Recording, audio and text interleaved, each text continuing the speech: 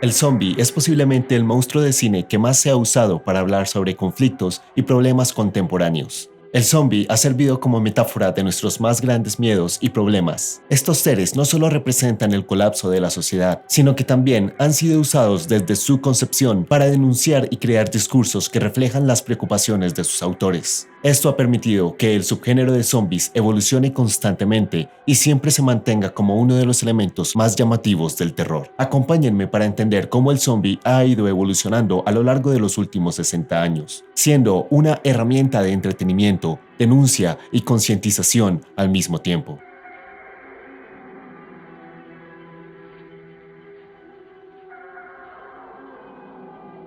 Curiosamente, el zombie no siempre fue un muerto viviente hambriento de cerebros, sino que tiene su origen en el folclore haitiano como una entidad sobrenatural diferente. Cuentan las leyendas que el Bokor, un médico brujo vudú, era capaz de traer a los muertos de vuelta a la vida gracias a rituales espiritistas, llamándolos zombie. El folclore haitiano dictaba que aquellos que no murieran por causas naturales eran vulnerables a ser resucitados por el Bokor y servir a su voluntad. La realidad no estaba tan alejada de dichas creencias. William Seabrook, un explorador y ocultista norteamericano, registró varios casos de posibles zombies en Haití durante los inicios del siglo XX. En estos registros, Seabrook daba cuenta de nativos que poseían las características de los zombies. Seabrook comenta en su libro La Isla Mágica, los supuestos zombies continuaban tambaleándose mientras trabajaban. Estaban compitiendo como brutos, como autómatas. Los ojos eran lo peor. En realidad eran como los ojos de un hombre muerto, no ciegos, sino mirando al vacío. La más lógica explicación es que eran esclavos cansados por las arduas y explotadores labores en fábricas. Pero dicha investigación fue lo que permitió la entrada del zombie al imaginario estadounidense. Esta representación del zombie llegó por primera vez al cine en los años 30 con la película White Zombie, protagonizada por Bela Lugosi, y luego a inicios de los 40 con Anduve con un zombie, dirigida por Jack Tourneur. En estas películas, los zombies no son muertos que han vuelto a la vida, sino más bien personas que han sido víctimas de algún hechizo o encantamiento vudú. Este tipo de filmes apelan al miedo de la cultura estadounidense hacia la cultura vudú, hacia la raza negra y sobre todo hacia lo extranjero.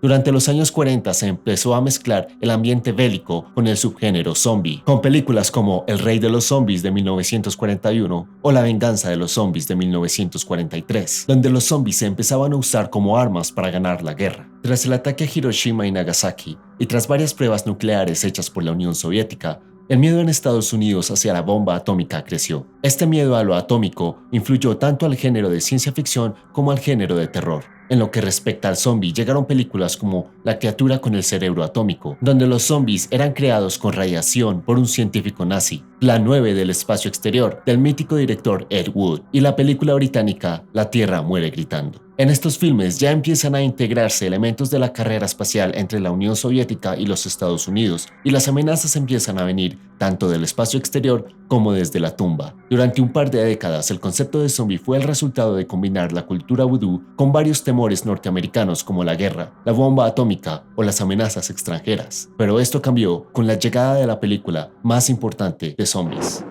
They're coming to get you, Barbara. En 1968, el legendario director George A. Romero presentó al mundo La Noche de los Muertos Vivientes. Hecha con bajo presupuesto, financiada entre Romero y sus amigos, La Noche de los Muertos Vivientes marcó un antes y un después en el subgénero de zombies. Ninguno de sus realizadores hubiera podido prever el impacto cultural que produciría esta película, ni mucho menos prever que sentaría las bases para muchas películas por venir. Es con esta película donde por primera vez se presenta al zombie, aquí llamado ghoul, como un muerto vuelto a la vida, que avanza en hordas imparables para comerse a los vivos, y solo puede ser detenido por un disparo a la cabeza. En esta película, un grupo de desconocidos se ven asediados por una horda de muertos vivientes dentro de una casa de campo. A medida que van apareciendo más personas dentro de la casa, el miedo y las disputas de poder van creciendo, todo rodeado de un aura de desesperación por no entender qué es lo que está pasando. Aunque varias veces Romero ha afirmado que nunca planeó crear un discurso político, sino más bien crear una pregunta de ¿qué ocurriría si los muertos dejaran de estar muertos? Es imposible negar que hay ciertos aspectos en La Noche de los Muertos Vivientes que simbolizan la actualidad del momento en que fue hecha. Los años 60 sacudieron bastante el status quo de la sociedad norteamericana.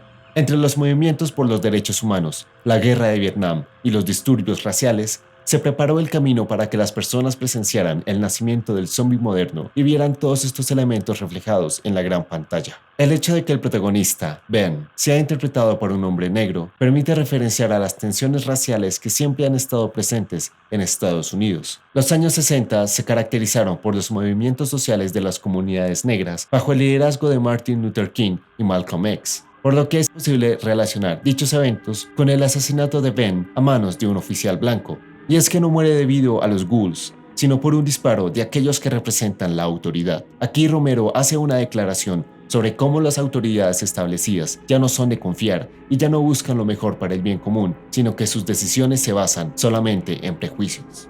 Inclusive los créditos finales de la película consisten de fotografías que recuerdan a los linchamientos de afrodescendientes durante los disturbios raciales que hicieron parte del largo verano del 67. La Noche de los Muertos Vivientes mostraba una crudeza nunca antes vista en el género de terror. La película se volvió disruptiva gracias a las crudas imágenes de muertos vivientes comiendo tripas frente a la cámara, andando desnudos y sobre todo por una niña asesinando y comiéndose a sus propios padres. Rodar en blanco y negro, con luz natural, con un estilo cinematográfico de cámara en mano, le daba a la película un aire documental que potenciaba la crudeza de las imágenes, pero también recordaba a los noticieros que mostraban a los soldados estadounidenses luchando en Vietnam.